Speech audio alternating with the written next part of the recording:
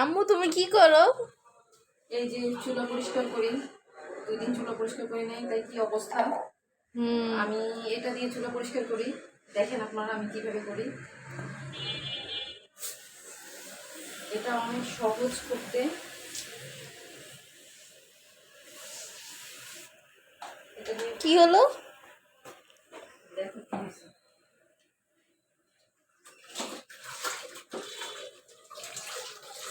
এটা দিয়ে চুলা পরিষ্কার করা অনেক সহজ।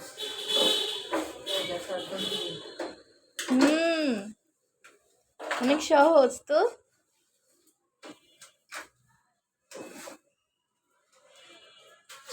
কোনো ঘষা মাজা লাগে না এটা দেওয়ার পর, জাস্ট মশা দিলেই হয়ে যায়। এই যে একদম পরিষ্কার হয়ে গেল।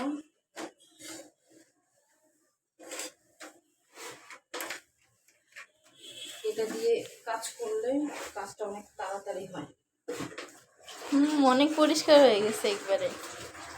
আর কাজ করতে সহজ হয়ে যায়।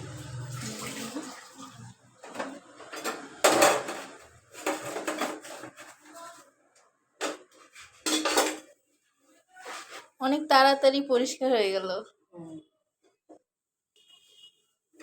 রান্না শেষে চুলাটা এভাবে পরিষ্কার করলে কষ্টটা কমে যায়।